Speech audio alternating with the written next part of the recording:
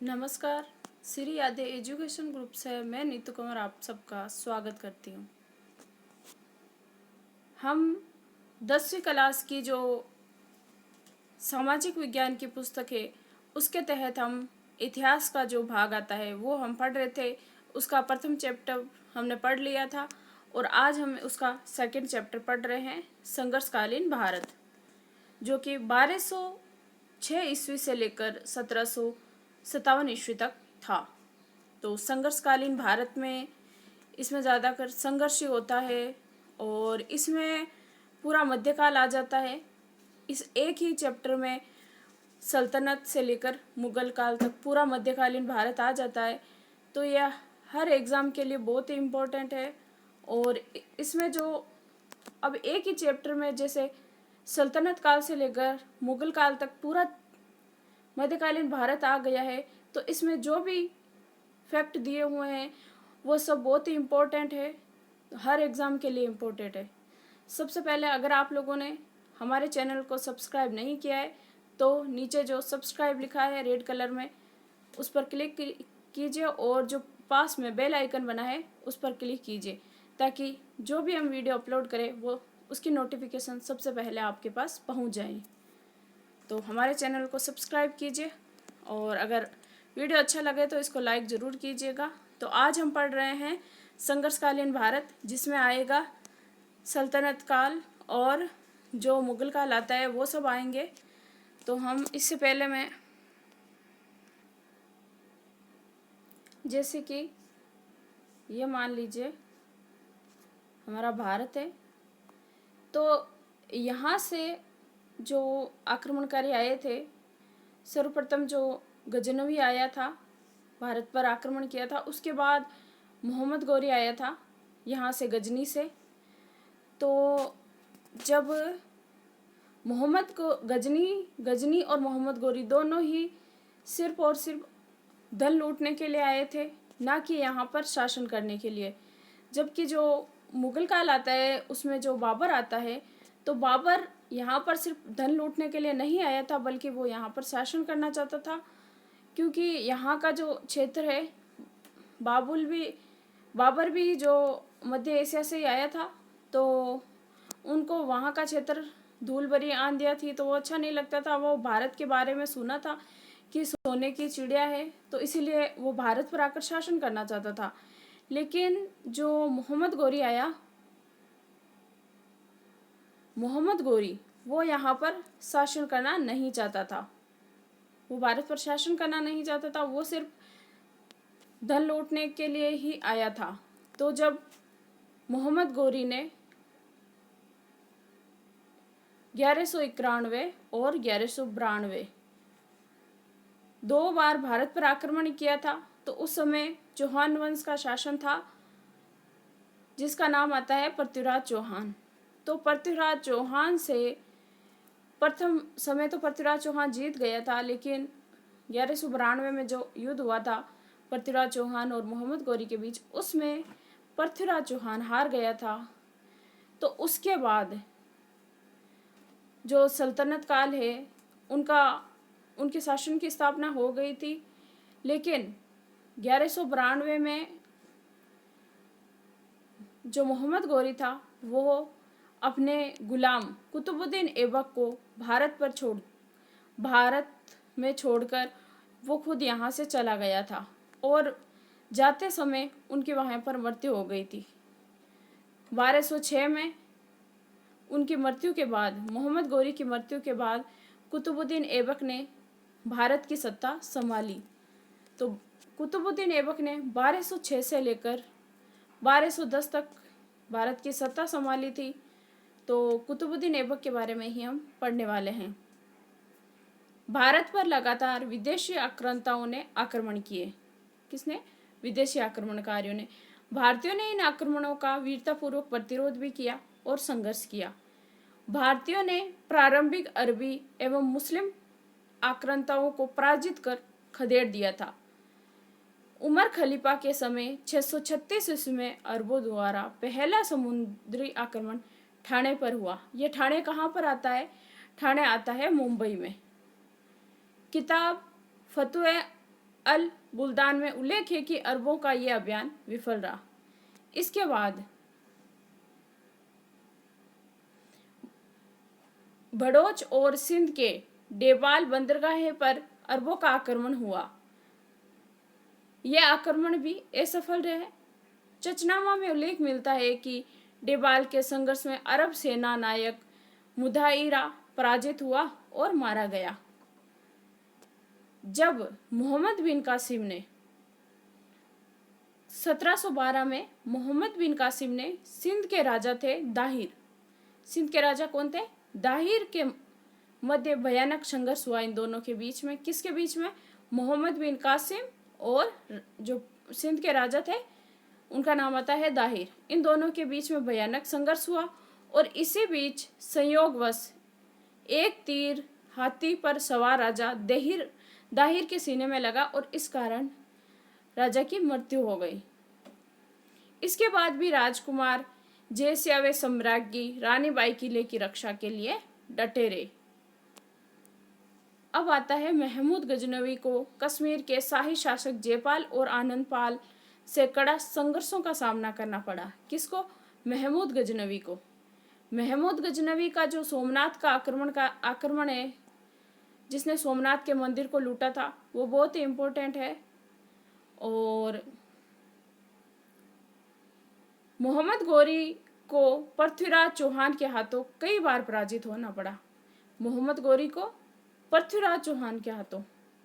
तो अब ये दिल्ली सल्तनत आता है 1206 से 1206 से लेकर 1226 ईस्वी तक।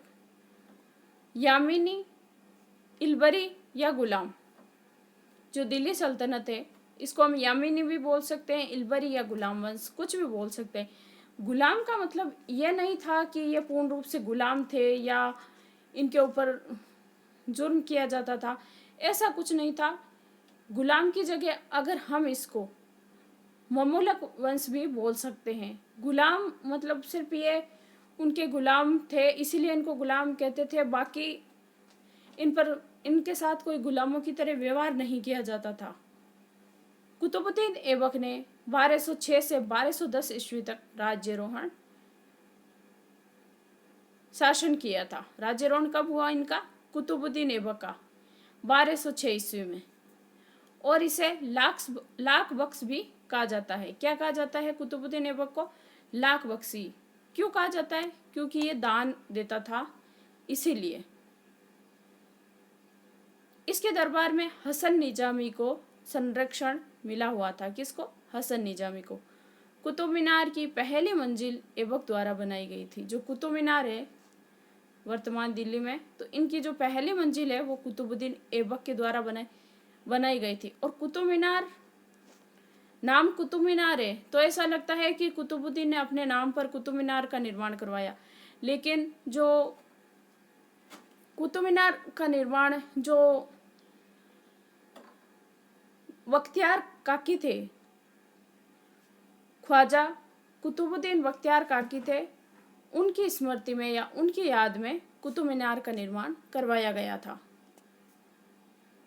और जो कुतुब मीनार का एक मंजिल किसने बनाई कुतुब मीनार की? कुतुबुद्दीन ऐबक ने। उसके बाकी की जो मीनारें हैं वो किसने बनाई थी? इल्तुतमिश ने बनाई थी। तो कुतुब मीनार के निर्माण में इल्तुतमिश का भी योगदान है।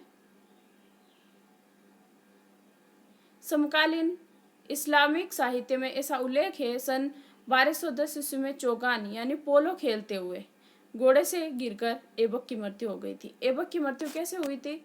1210 ईस्वी में हो गई थी। 1206 ईस्वी में तो शासक बना था और 1210 में उनकी मृत्यु हो गई थी।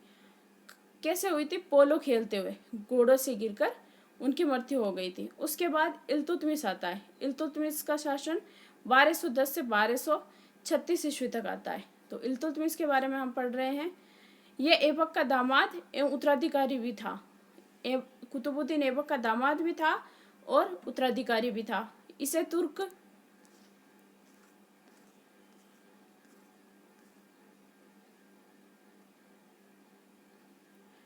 साम्राज्य का वास्तविक संगठनकर्ता माना जाता है। ये इम्पोर्टेंट है लाइन कि तुर्क साम्राज्य का वास्तविक संगठनकर्ता कौन था? इल्तुतमिश। 1226 ईस्वी में इल्तुतमिश ने रणथंबोर जीता।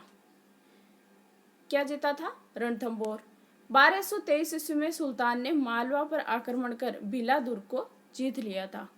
कौन से दुर्ग को जीत लिया था? बिला दुर्ग को। ग्वालियर और जालौर पर भी इसका अधिकार हो गया था। ख्वारिज़म शाही के पुत्र मकबरनी को सहायता नहीं देकर इल्तुतमिश ने जो मंगोल चंगेज खां से दुश्मनी मोल नहीं ली।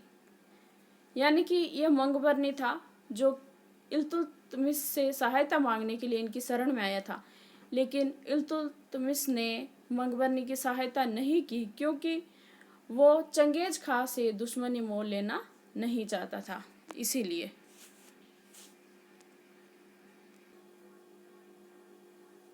उसके बाद जो अगला आता है वो आता है रजिया सुल्तान। तो रजिया सुल्तान के बारे में पढ़ रहे हैं।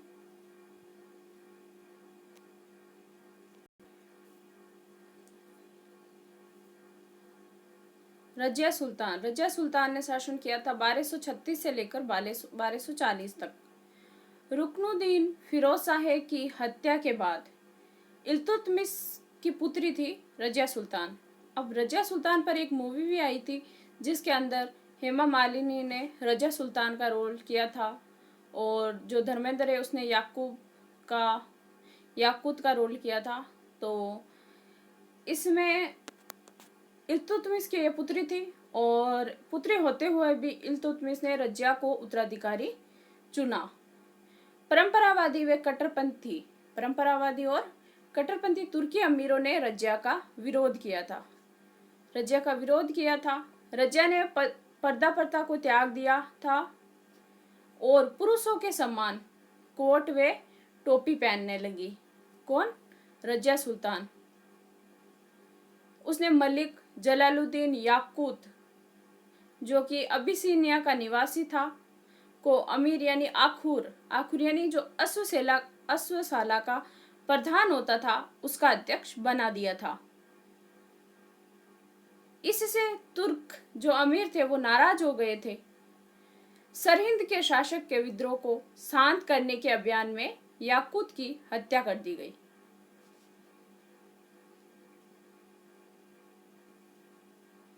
बाद में रजिया ने अल्तुनिया से विवाह कर लिया था। किससे विवाह कर लिया था? अल्तुनिया से।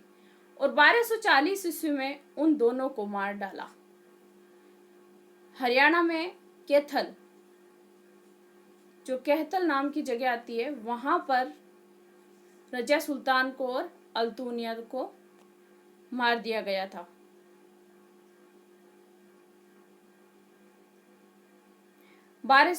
से 1242 ईस्वी तक बहराम शाह, 1242 से 1246 ईस्वी से महमूद शाह, और 1246 से 1265 ईस्वी तक नासिरुद्दीन महमूद ने सत्ता संभाली।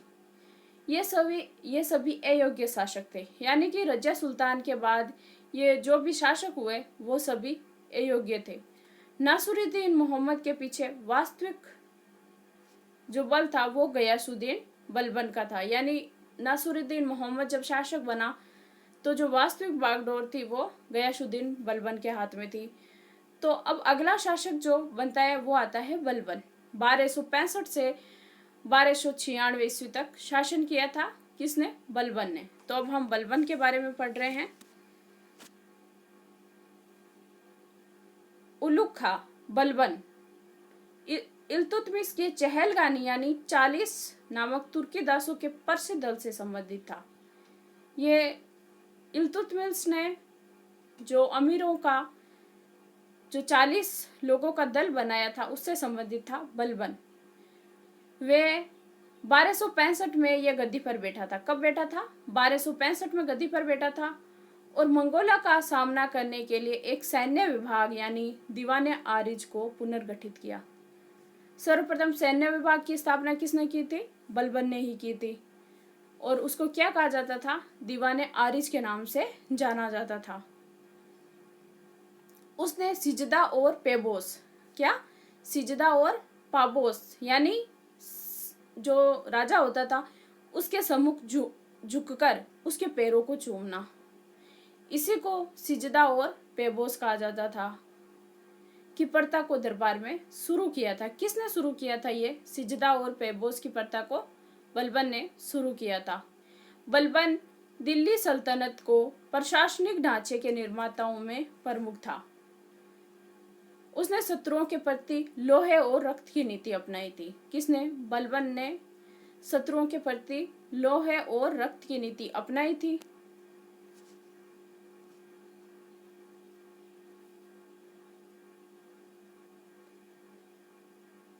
जिसमें पुरुषों को तो मार दिया जाता था और बच्चों और स्त्रियों को गुलाम बनाया जाता था। 1286 में बलबन की मृत्यु के बाद अमीरों के दलीय संघर्ष ने खूनी रूप ले लिया था। क्यूमर्स का वध कर 1290 ईस्वी में जलालुद्दीन खिलजी ने स्वयं को सुल्तान घोषित कर दिया था। 1290 में ये क्यूमर्स जो था ये बलबन का ही उत्तराधिकारी था। तो ये जब शासन कर रहा था 1290 में, तो खिलजी वंश का जो संस्थापक आता है जलालुद्दीन खिलजी, इसने स्वयं को सुल्तान घोषित कर दिया था। ये देखिए,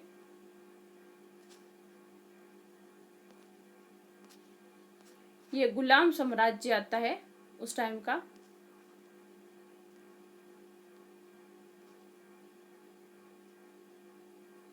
ये यहाँ पर पेशावर आता है पाकिस्तान में। यहाँ ये गजनी, यहाँ से आया था मोहम्मद गौरी। और ये राजस्थान आ जाता है इधर, यहाँ पर राजपूतों का शासन था। और ये दिख रहा है आपको, यहाँ से लेकर ये पूरा जो हरी लाइन में है, ये पूरा आ जाता था सल्तनत काल, यानी गुलाम वंश।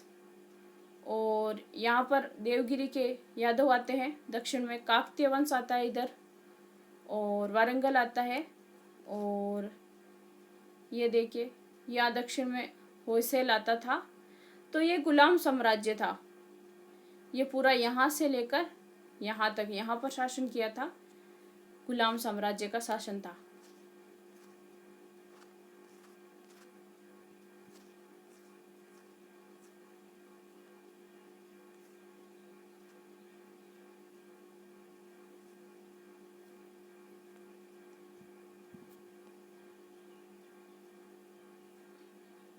बलबन का राजत्व सिद्धांत प्रसिद्ध रहा, यानी कि बलबन खुद को ईश्वर के समान मानता था।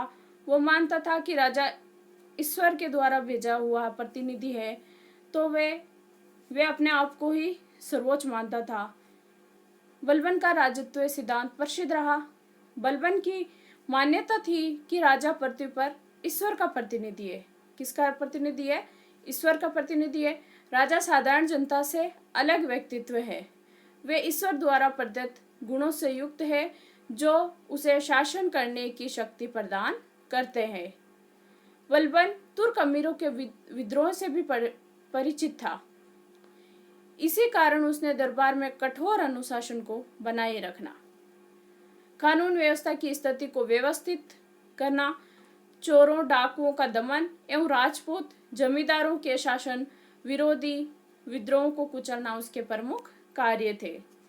उसके बाद बलबन के जो क्यूमर्स आता है, क्यूमर्स की हत्या करके खिलजी वंश का संस्थापक था जो जलालुद्दीन खिलजी, उसने 1290 ईस्वी में शासन शुरू किया था। लेकिन उनके कुछ समय बाद ही उनका जो भतीजा आता है अलाउद्दीन खिलजी, उसने धोखे से अपने चाचा जलालुद्दीन खिलजी की हत्या करके खुद शासक बन गया था। तो खिलजी वंश के बारे में हम पढ़ रहे हैं।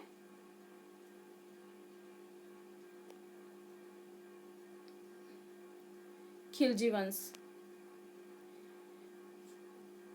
1290 से 1320 ईस्वी तक।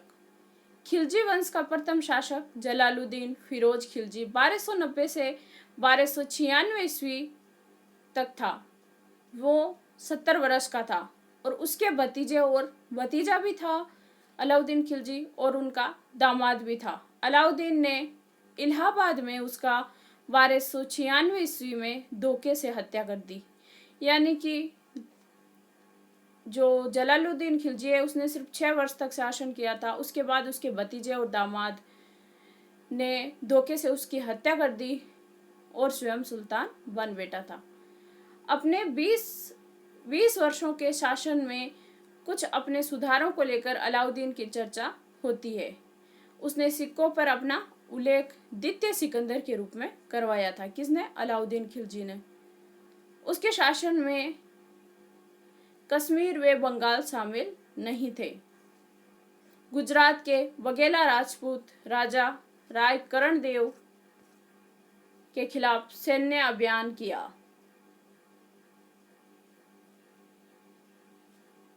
अलाउद्दीन ने 1301 ईस्वी में रणथंबोर और 1303 ईस्वी में चित्तौड़ पर आक्रमण किया। रणथंबोर पर 1303 में आक्रमण किया। वहां पर जो रणथंबोर में हमीर थे तो वो राजपूतों का प्रथम शाखा माना जाता है। और 1303 में इसने जो मेवाड़ के थे रतन सिंह, उन पर आक्रमण किया था पद्मावती को पाने के लिए। पद्मावत मूवी देखी होगी आपने, उसमें रणवीर सिंह ने अलाउद्दीन खिलजी का रोल किया था। तो ये जलालुद्दीन का भतीजा होता है। गुजरात अभियान के दौरान उसे अपार धन संपदा प्राप्त हुई। साथ ही एक हिंदू से धर्मांतरित मुस्लिम सेनानायक मलिक काफूर का साथ मिला। ये जो मलिक काफूर है, ये गुजरात अभियान के तहत अलाउद्दीन खिलजी को मिला था। और ये जो मलिक काफूर था, ये किन्नर था और इन्होंने अलाउद्दीन खिलजी के ये साथ ही रहता था हरदम। इस मलिक काफूर की सहायता से ही अलाउद्दीन खिलजी दक्षिण भारत में प्रवेश कर सका था। मलिक काफूर देवगिरी कहाँ पर आता है? दक्षिण भारत में आता है। होयसेल, ये भी दक्षिण भारत में आता है। पांडे राज्य पर आक्रमण किए थे। किसने? अलाउद्दीन खिलजी ने। और किसकी सहायता से किए थे? ये जो मलिक काफूर आता है, इसकी सहायता से किए थे। अमीर खुसरो के अनुसार, ये अमीर खुसरो कौन था? राजस्थान के जितने भी आक्रमण किए थे अलाउद्दीन खिलजी ने, उसमें ये अमीर खुसरो अलाउद्दीन के साथ था। और अमीर खुसरो ने खजाइन उल फतवे नाम की पुस्तक लिखी, जिसमें उसने अलाउद्दीन की विजयों का वर्णन किया है। अमीर खुसरो के अनुसार काफूर रामेश्वर तक पहुंचा। अलाउद्दीन के समय में राजस्व का ढांचा पुनः निर्मित किया गया था। विद्रोहों पर नियंत्रण के लिए उसने 4 आदेश जारी किए थे, यानी कोई विद्रोह ना कर दे, इसीलिए उनको नियंत्रण करने के लिए उसने 4 आदेश जारी किए थे। अमीर वर्ग की संपत्ति जब्त करना सर्वप्रथम कार्य किया अलाउद्दीन खिलजी ने कि अमीर वर्ग की जो संपत्ति है उसको जब्त करना। दूसरा था खालसा भूमि को कृषि योग्य बनाकर राजस्व में वृद्धि करना। खालसा भूमि का मतलब होता है जिस पर सीधा केंद्र का अधिकार हो, तो उसको कृषि के योग्य बनाना। दिल्ली में मद्य निषेध करना और गुप्तचर प्रणाली का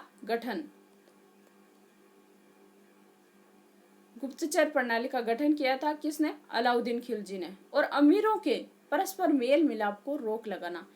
ये 4 महत्वपूर्ण कार्य किए थे अलाउद्दीन खिलजी ने। ये सब कार्य क्यों किए थे? यानी जो अमीर वर्ग है वो अगर आपस में मिलेंगे तो वो आपस में गुट बना लेंगे और अलाउद्दीन के खिलाफ विद्रोह कर देंगे। तो इन्होंने क्या किया कि अमीरों के परस्पर मेल मिलाप पर भी रोक लगा दी और उनकी जो संपत्ति थी उनको भी जब्त कर लिया और जो खालसा भूमि थी उनको कृषि योग्य बनाया और जो दिल्ली में मद्य निषेध वो भी कर दिया और गुप्तचर प्रणाली का भी उन्हें गठन किया। और अलाउद्दीन ऐसा शासक था जो कि गुप्तचरों के ऊपर भी गुप्तचर रखता था। तो बहुत ही कठोर अनुशासन प्रिय शासक था अलाउद्दीन खिलजी। उसने खलीफा की सत्ता को मान्यता देते हुए स्वयं ने यस्मीन उल खिलाफत नासिरी उल अमीर उल मुमिनिक की उपाधि धारण की। खजाइनुल फतवे में अमीर खुसरो ने अलाउद्दीन को विश्व सुल्तान और जनता का चरवा कहा है। अमीर खुसरो की जो पुस्तक आती है खजाइनुल फतवे, इसमें अलाउद्दीन को विश्व का सुल्तान और जनता का चरवा कहा गया है। किसके द्वारा? अलाउद्दीन खिलजी के द्वारा। ये देखिए, ये खिलजी वंश आता है, ये यहाँ पर, ये यहाँ पर पूरा खिलजी वंश आता है। यहाँ पर गौर है, हाजीपुर है, ग्वालियर है, यहाँ पे दिल्ली है, ये जो पानीपत आता है हरियाणा में, यहाँ पर जोधपुर, ये मुल्तान, ये लाहौर जो कि वर्तमान पाकिस्तान में आता है। तो ये इतना बड़ा साम्राज्य था खिलजियों का। ये देखिए, दक्षिण भारत में तो अधिकार नहीं कर सका था, फिर उसने विश्व विजेता की नीति का त्याग कर दिया था अलाउद्दीन खिलजी ने।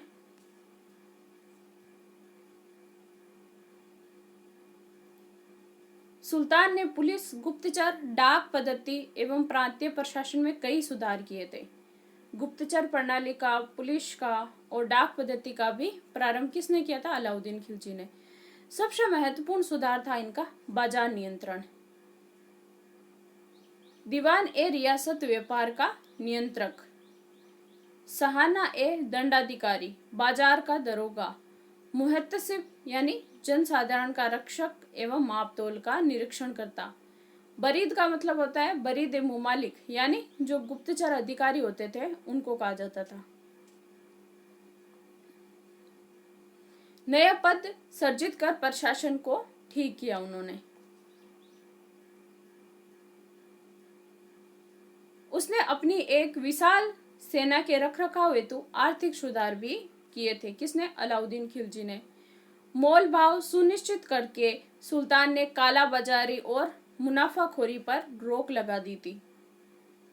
ये जो काला बाजारी है, कहा जाता है कि अलाउद्दीन खिलजी के जो नियम थे इतने कठोर थे कि अगर कोई सामान कम तोल देता था तो पता चल जाता था अगर अलाउद्दीन खिलजी को, तो उसको यह दंड दिया जाता था कि उनके शरीर का मांस काटकर, जितना सामान कम तोला है उतना मांस काटकर उस आदमी का लिया जाता था। तो इतने कठोर नियम थे अलाउद्दीन खिलजी के काल में, इसीलिए उस समय काला बाजारी या मुनाफाखोरी ये सब नहीं होती थी।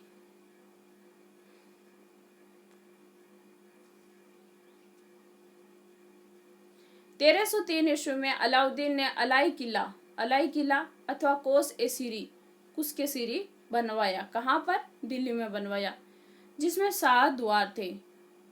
1316 ईस्वी में अलाउद्दीन की मृत्यु के बाद उसका पुत्र आता है कुतुबुद्दीन मुबारक खिलजी शासक बना। उसने अपने पिता के सभी कठोर आदेशों को रद्द कर दिया और स्वयं को खलीफा घोषित कर दिया था, यानी वह खुद को ही खलीफा घोषित कर दिया और जो भी अलाउद्दीन खिलजी के जो नियम थे उन सबको उसने रद्द कर दिया था।